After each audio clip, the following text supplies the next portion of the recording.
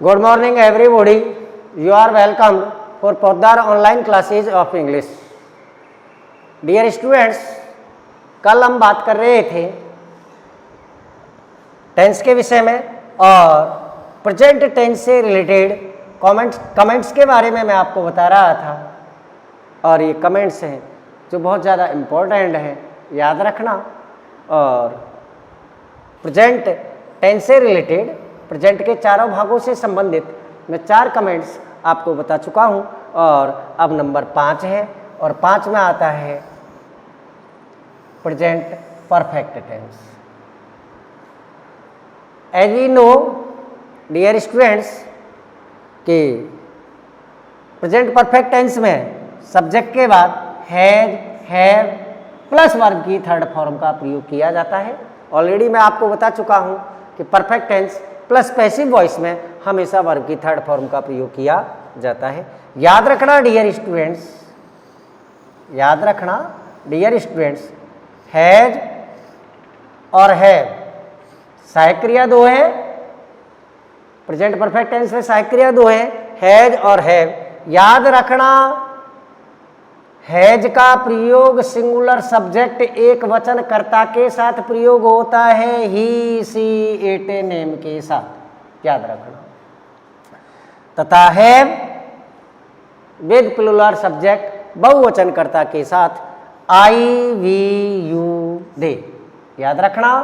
I, we, you, दे के साथ जो बहुवचन कर्ता होते हैं उनके साथ हैव का प्रयोग और एक वचन कर्ता ही, सी, इट, नेम सिंगुलर सब्जेक्ट के साथ हैज हेल्पिंग वर्ब का प्रयोग किया जाता है। लेकिन ध्यान रखना मेरे पास एक घोड़ा है या मैं एक घोड़ा रखता हूं। देखिए सेंटेंस है, मेरे पास एक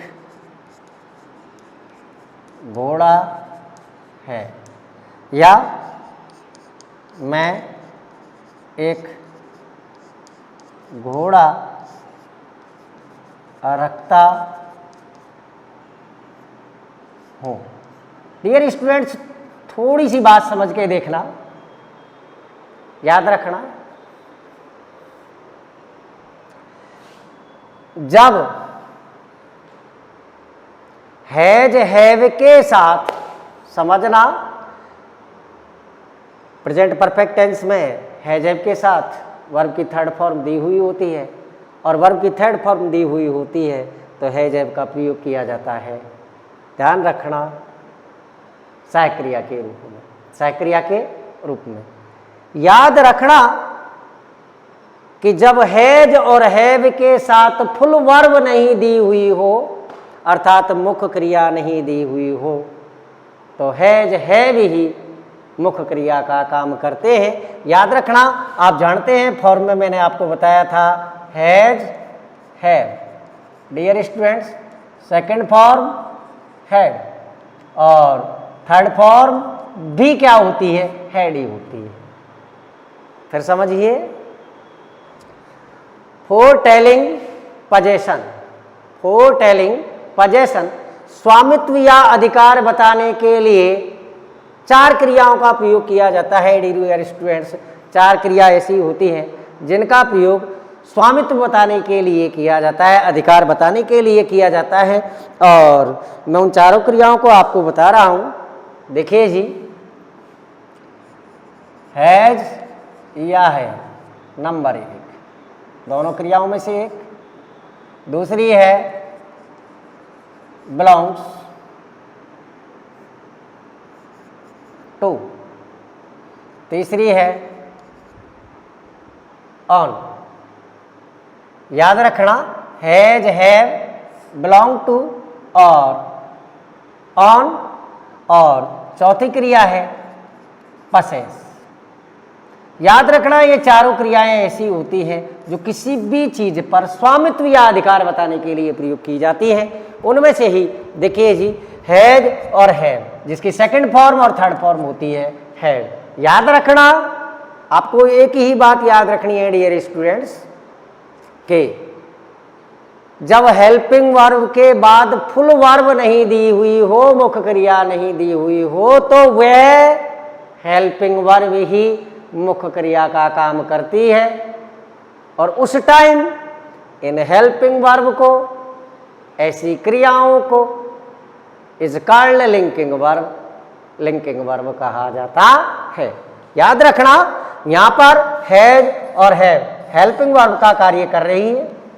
कैसे कार्य कर रही है मैं एग्जाम्पल देकर आपको बता दूंगा डियर स्टूडेंट्स, लेकिन इसमें समझ के देखना कि यहाँ हैज हैव मुख्य क्रिया का काम किस प्रकार से कर रही है, तथा प्रेजेंट परफेक्ट टेंस में हैज और हैव है जो सहायक क्रिया का काम किस तरीके से करती है। बात आपको एक ही ध्यान रखनी है, बात क्या याद रखनी है कि जब केवल हैज हैव का ही वाक्य में प्रयोग किया जाता है और उसके साथ फुल वर्ब का प्रयोग नहीं किया जाता है, मुख्य क्रिया का नहीं प्रयोग किया जाता है, तो हैज हैव ही मुख्य क्रिया का काम करती है। और जब हैज हैव के साथ मुख्य क्रिया के रूप में वर्ब की थर्ड फॉर्म का दी हुई होती है, तो ये हैज और हैव हेल्पिंग वर्ब का काम करते हैं। ये बात याद रखना। देखिए जी, एग्जाम्पल लिखा हुआ है डियर स्टूडेंट्स, मेरे पास एक घोड़ा है। देखिए जी, आई हैव ए हॉर्स। मेरे पास एक घोड़ा है या मैं एक घोड़ा रखता हूं, मेरे पास एक घोड़ा है या मैं एक घोड़ा रखता हूं, दोनों की अंग्रेजी यही है, I have a horse dear students, याद रखना। और यहां पर जो है ना, वे मुख्य क्रिया का काम कर रही है, क्योंकि इस सहायक क्रिया के साथ, इस हेल्पिंग वर्ब के साथ डियर स्टूडेंट्स मेन वर्ब या फुल वर्ब नहीं दी हुई है।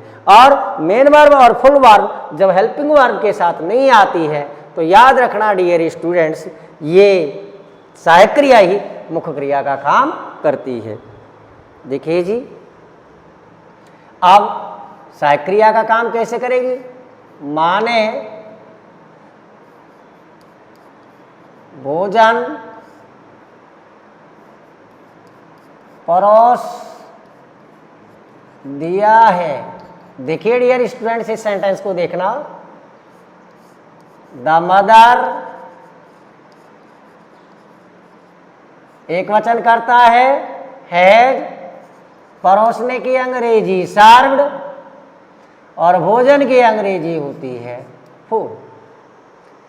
याद रखना, यहां पर हैज हेल्पिंग वर्ब का काम कर रही है, यहां पर हैज हेल्पिंग वर्ब का काम कर रही है। हेल्पिंग वर्ब का काम क्यों कर रही है, क्योंकि इस हैज हैव के बाद और फुल वर्ब या मेन वर्ब क्या दी हुई है, सर्व्ड।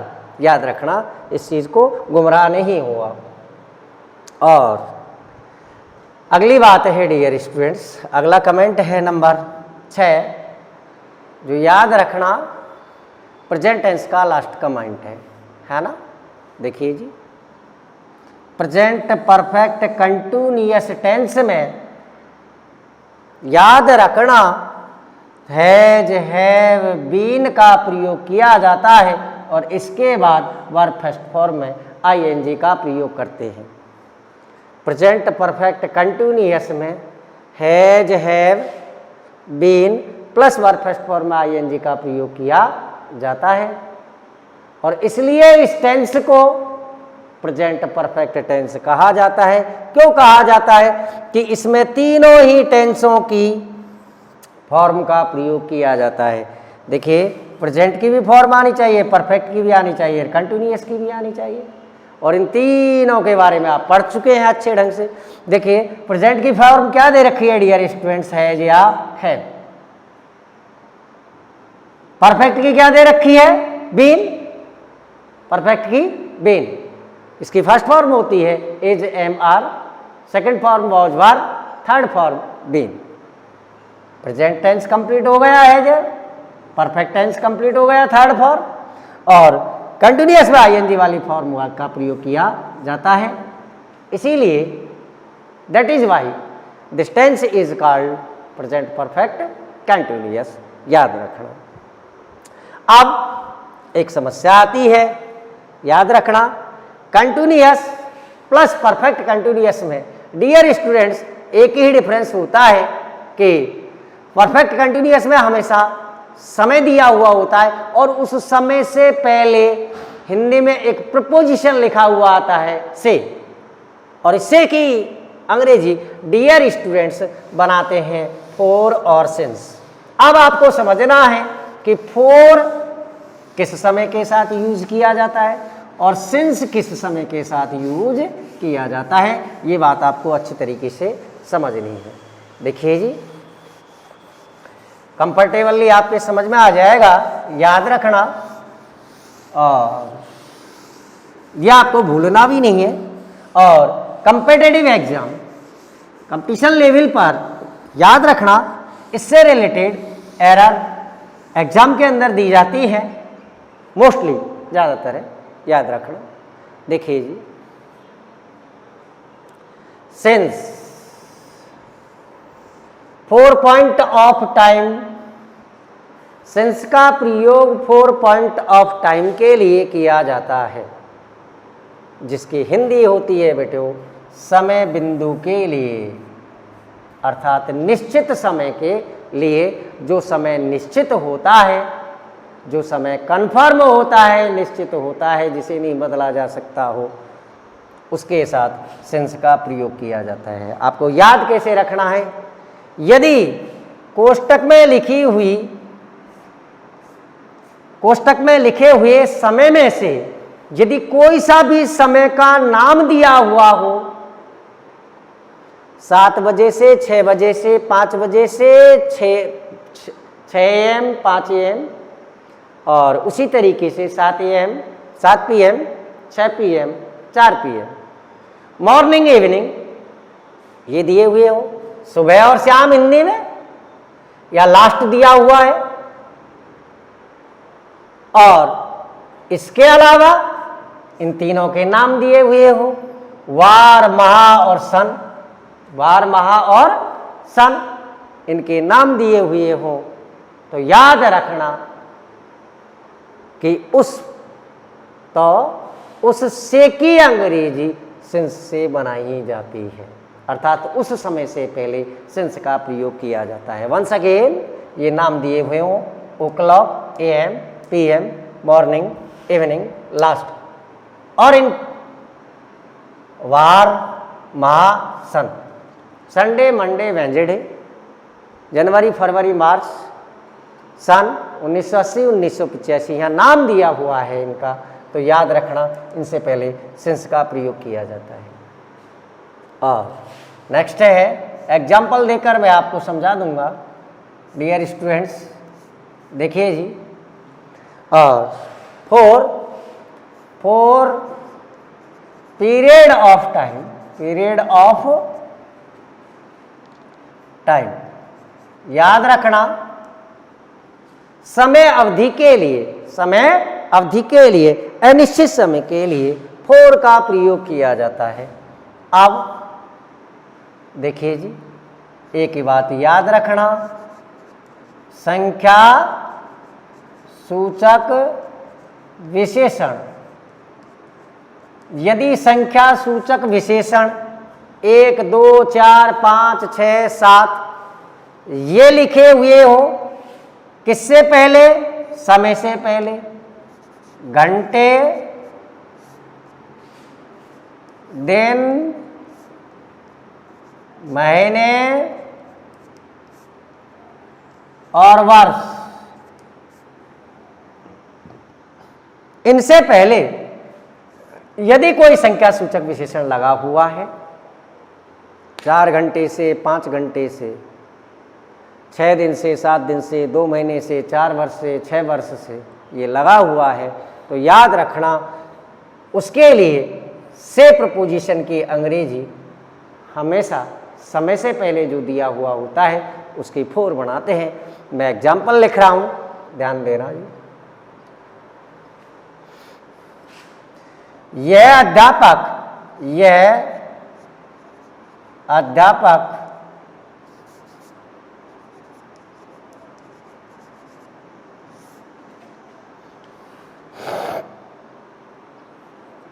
2017 से इस विद्यालय में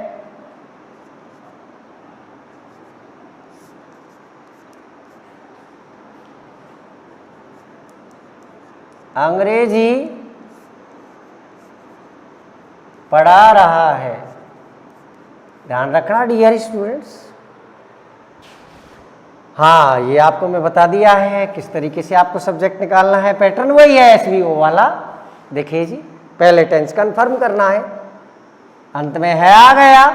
कंफर्म है टेंस कौन सा है? प्रेजेंट, याद रखना। और हाँ जी, समय के साथ क्या जुड़ा हुआ है? से, इसीलिए कौन सा हो गया? परफेक्ट। और इससे पहले क्या दे रखा है? रहा, तो कौन सा हो गया? कंटिन्यूअस। कौन सा टेंस हो गया? Present perfect continuous. कन्फर्म आपको क्या लगाना है? है जैम में से एक, been plus verb first form में ING।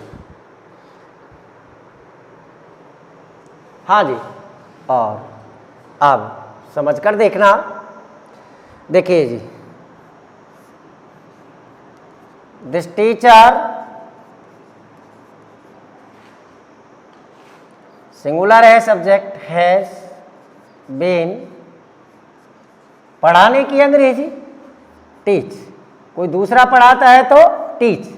सेल्फ स्टडी करते हैं तो ध्यान रखना रीड। और किसी चीज को सीखते हैं तो उसके लिए लर्न। और जर्नल वे में किसी चीज का अध्ययन किया जाता है तो उसे बोलते हैं स्टडी। याद रखना, चारों के चारों फॉर्म है डियर स्टूडेंट्स, याद रखना। देखिए जी, कोई दूसरा पढ़ाता है तो उसके लिए आती है टीच, पढ़ाना। दूसरा कोई पढ़ाता है अध्यापक, किसी चीज को सीखते हैं तो उसके लिए लर्न, जिसका अर्थ होता है सीखना, पढ़ना। और रीड, इसका अर्थ भी क्या होता है? पढ़ना। कोई भी चीज अपन पढ़ते हैं तो उसके लिए स्टडी। जर्नल, जो भी कोई अध्ययन किया जाता है उसके लिए, और प्रयोग करते हैं स्टडी का। याद रखना, टीच की सेकंड फॉर्म थर्ड फॉर्म होती है टॉट, TAUGST। डियर स्टूडेंट याद रखना, इसकी सेकंड फॉर्म और थर्ड फॉर्म समान होती है। अब याद रखना जी, लर्न, इसकी सेकंड फॉर्म T और ED लगाकर बनाई जाती है। और T और ED लगाकर जिसकी सेकंड फॉर्म बनाई जाती है उसकी सेकंड फॉर्म और थर्ड फॉर्म समान होती है। और रीड, इसकी तीनों फॉर्म समान होती है। केवल एक बात याद रखनी है डियर स्टूडेंट्स कि सेकंड फॉर्म और थर्ड फॉर्म में रीड का प्रोनाउंसिएशन बदल जाता है रेड। और ध्यान रखना, स्टडी, स्टडी की सेकंड फॉर्म और थर्ड फॉर्म Y हटाकर IED लगाकर बनाई जाती है, स्टडीड। याद रखना।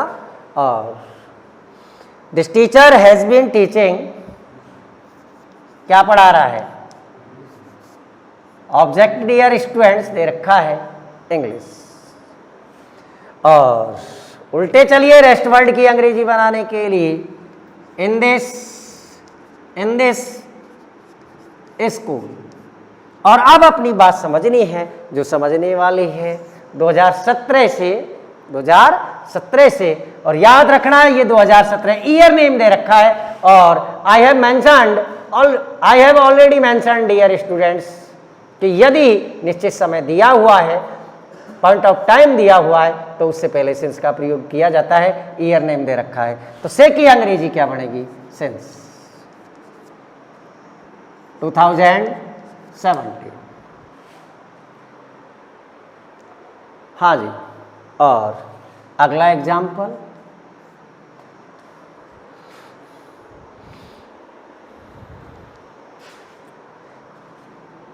माँ 10 मिनट से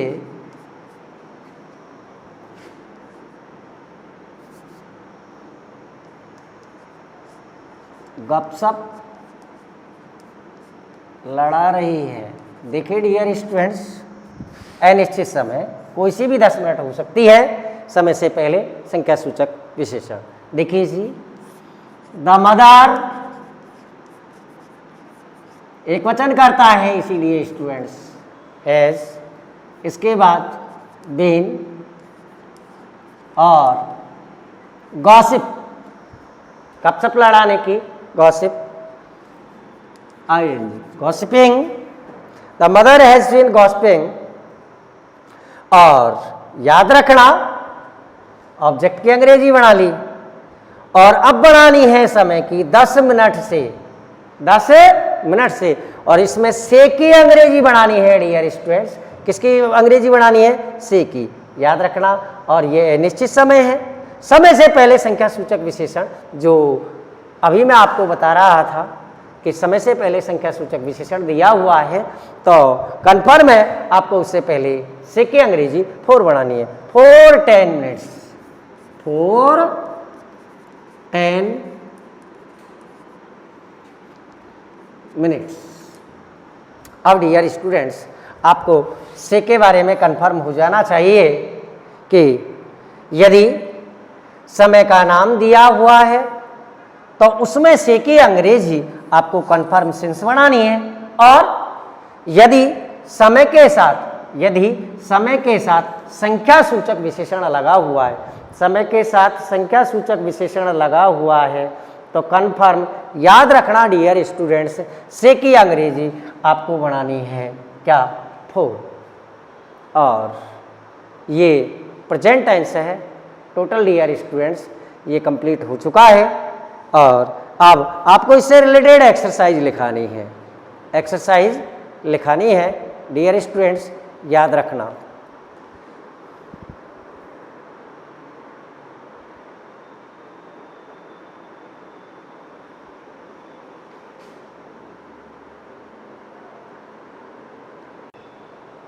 हाँ डियर स्टूडेंट्स, अब प्रेजेंट टेंस के चारों भागों से रिलेटेड मैं एक्सरसाइज लिख रहा हूँ। एक्सरसाइज आप घर पर सॉल्व कर देखना। प्रॉब्लम क्रिएट होते हैं तो उनको सॉल्व करवा दिया जाएगा। और डिफ़िकल्ट वर्ड मैं आपको लिख दूंगा, इससे रिलेटेड आप स्पेलिंग नहीं जानते हैं।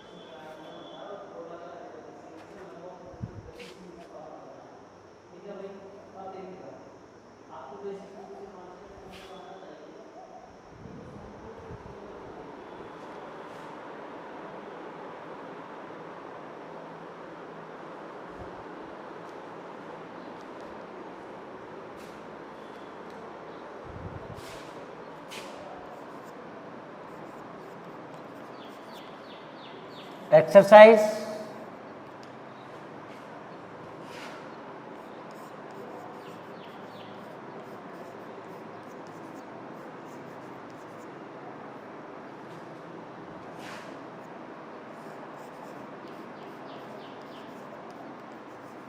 following sentences into English.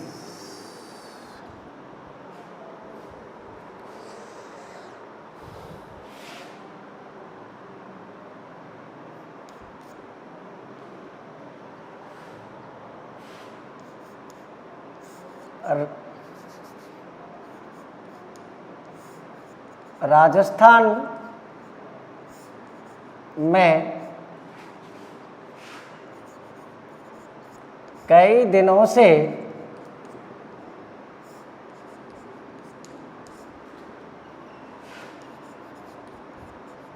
मूसलाधार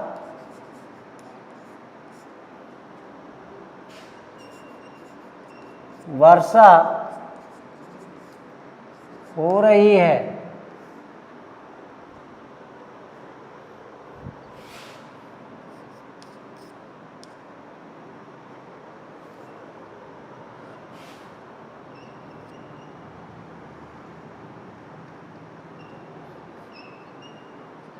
बच्चा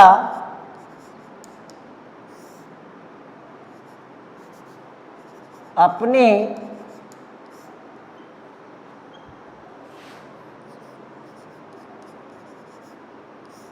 खोई हुई माँ की याददाश्त में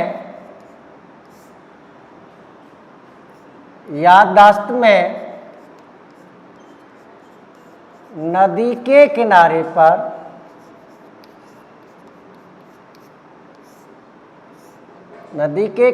पर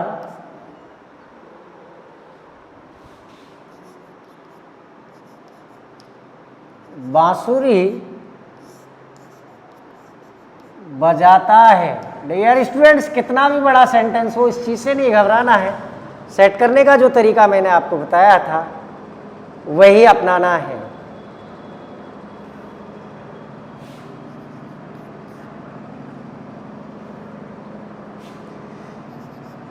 इस कक्षा के सभी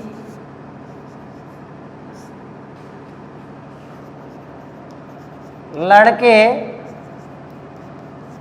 और लड़कियों ने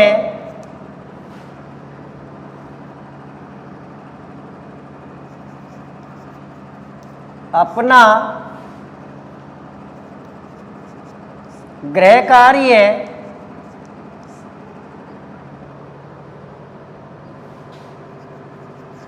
पहले से ही कर लिया है।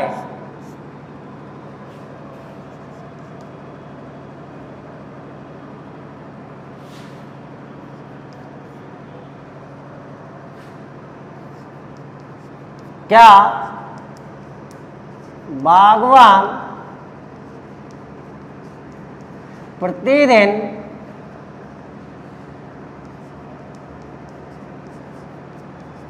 बगीचे में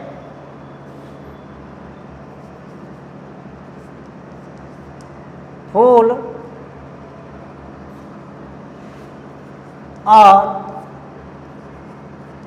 फलों को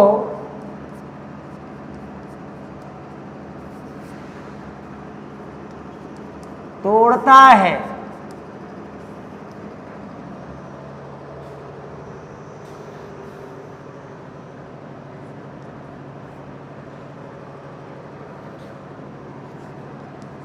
क्या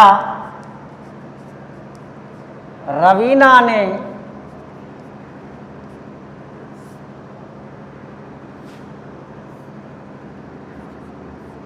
इस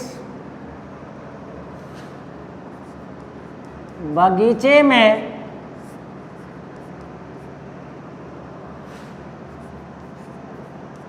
विदेशी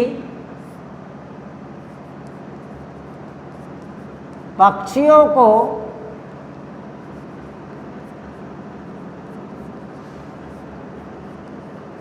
देख लिया है?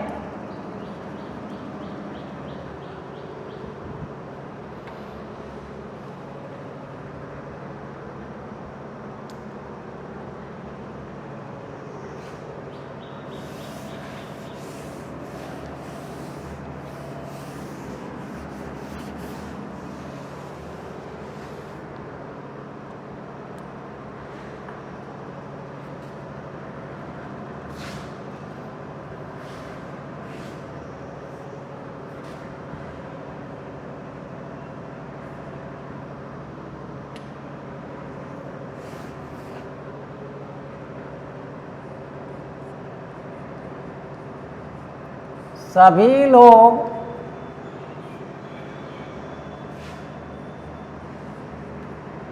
भारत में दीपावली पर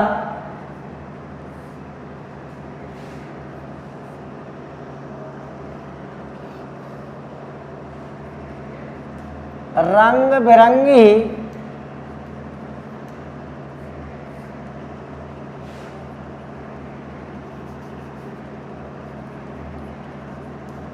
रोशनियों, डियर स्टूडेंट्स याद रखना, रोशनियों या लाइटों, याद रखना रोशनियों की अंग्रेजी लाइट्स लिखनी है।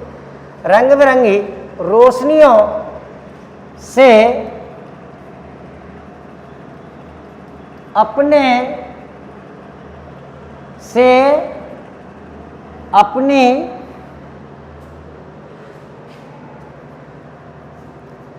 दुकानों और घरों को सजाते हैं।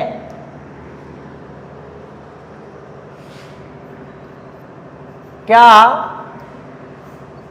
बच्चे हर वर्ष दीपावली पर बाजार से पटाखे और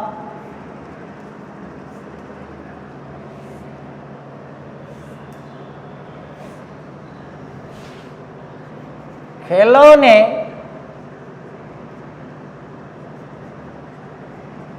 खरीदते हैं।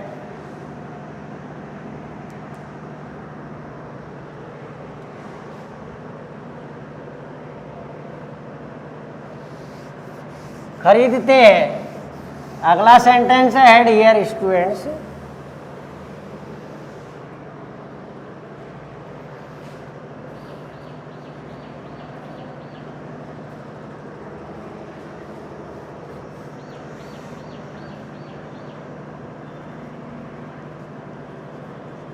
अध्यापक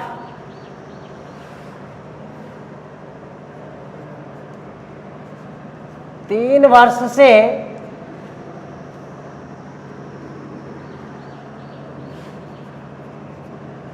इस गांव में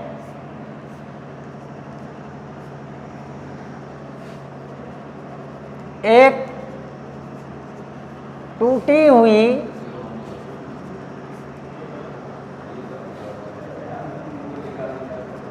झोपड़ी में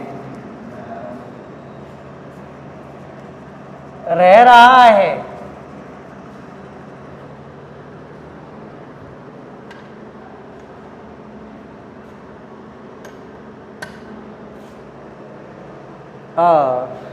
अब स्पेलिंग लिख देता हूं। देखिए डियर स्टूडेंट्स, याद रखना, the sentences which are related to weather, वे वाक्य जो मौसम से संबंधित होते हैं उनमें कोई सब्जेक्ट नहीं होता है, और उनमें कोई सब्जेक्ट नहीं होता है तो उस प्रकार के वाक्यों को ट्रांसलेट करने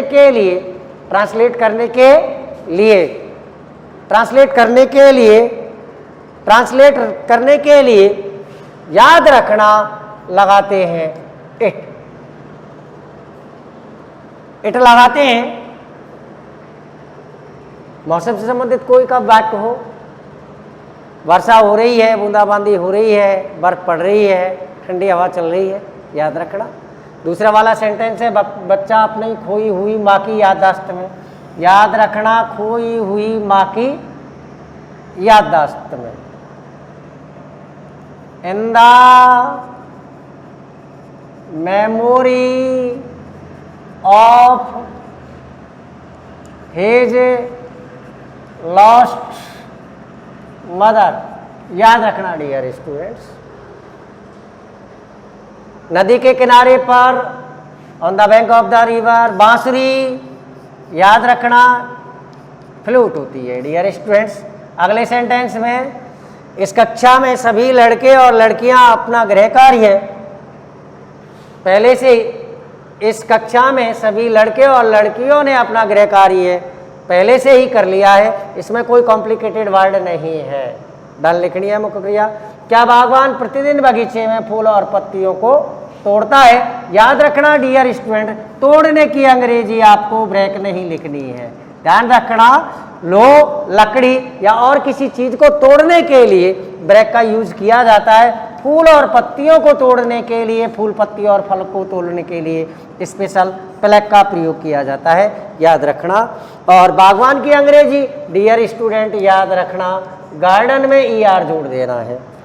अगला सेंटेंस, क्या रवीना ने इस बगीचे में विदेशी पक्षियों को देख लिया है? विदेशी पक्षियों की अंग्रेजी डियर स्टूडेंट्स होती है FOREIGN, foreign birds.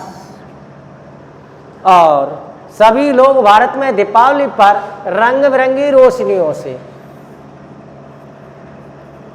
Colourful lights, याद रखना अंग्रेजी होती है।